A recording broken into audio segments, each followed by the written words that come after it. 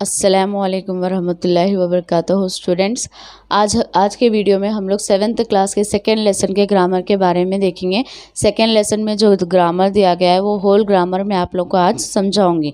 तो इसके अंदर आप लोगों को सबसे इम्पॉर्टेंट टॉपिक है फेल, फाइल और मफूल, जो कि यही क्लास में नहीं बल्कि आप लोगों को आगे के क्लास में भी इससे रिलेटेड बहुत सारे क्वेश्चंस आ सकते। और आगे अगर आप कॉम्पिटिटिव एग्ज़ाम्स जो लिखेंगे उसमें भी उर्दू के पेपर में आप लोगों को इससे रिलेटेड बहुत सारे क्वेश्चंस आ सकते हैं। तो यहाँ पर देखिए, ये पूरे वीडियो में हम लोग फेल, फाइल और मफूल के बारे में डिस्कस करेंगे, उससे रिलेटेड सारी चीज़ें मालूम करेंगे। यहाँ पर फर्स्ट दिया गया डेफिनेशन, फेल का डेफिनेशन दिया गया है आपको।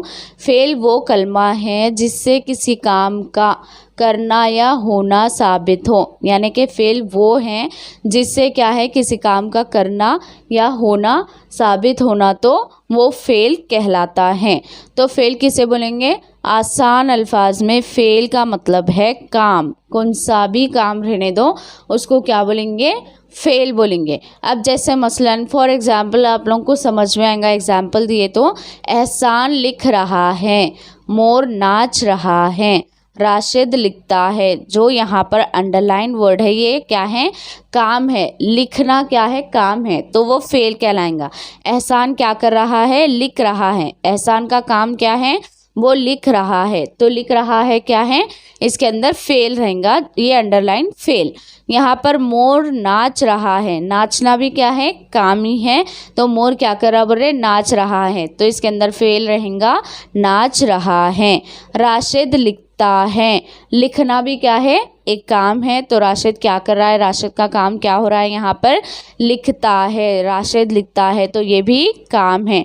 तो फेल वो कलमा है जिससे किसी काम का करना या होना साबित होना, यानी कि आसान अल्फाज में अगर आपको बताया जाए तो फेल के मायने ही क्या आएंगे? इधर काम के आएंगे। वो चाहे कौन सा भी काम रहने दो या किसी के ज़रिए भी अंजाम पा रहा हो, बहरहाल काम कौन सा भी रहने दो, काम को क्या बोलेंगे हम?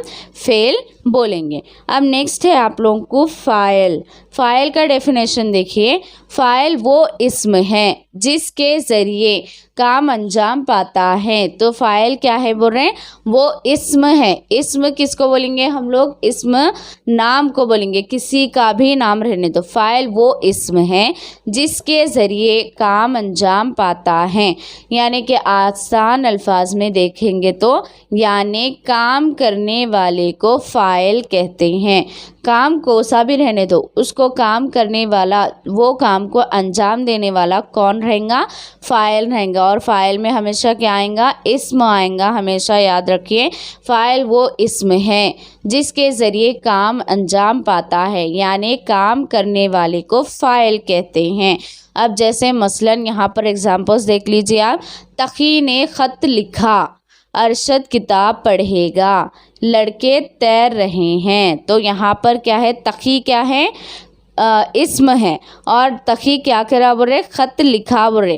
ख़त लिखा बोले तो क्या होगा? फेल आएगा। किसने लिखा? तकी ने लिखा, तो तकी क्या होगा? इधर फाइल आएगा। अरशद किताब पढ़ेगा, पढ़ना क्या है? काम है, वो फेल रहेगा।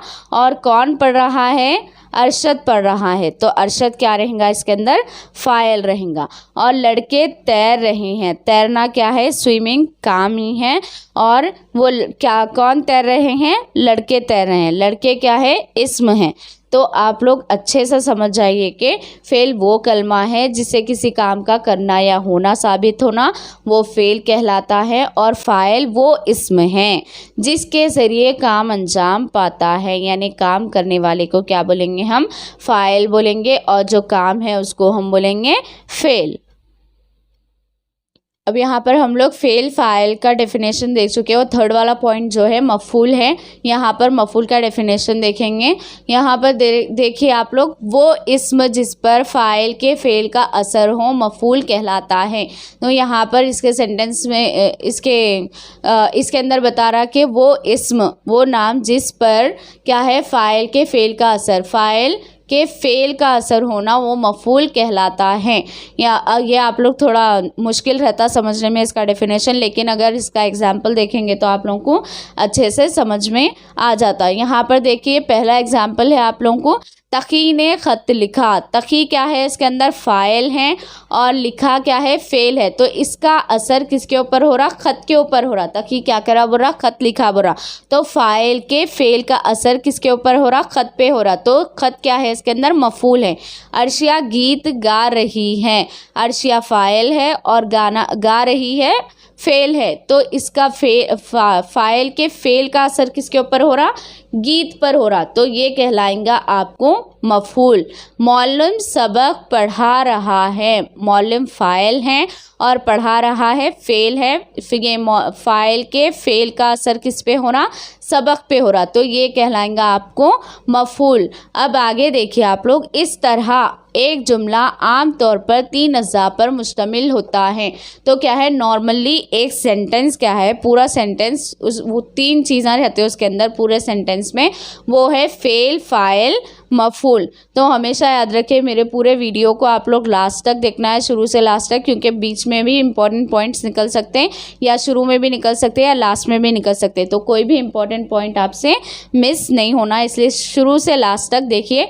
पूरा वीडियो देखने के बाद ही आप लोगों को पूरा ग्रामर समझ में आता। और यहाँ पर हम लोग देख रहे थे कि एक पूरा जुमला क्या है, 3 अज़्ज़ा पर मुश्तमिल रहता, जिसके अंदर फ़ेल, फ़ाइल, मफ़ूल आ जाता।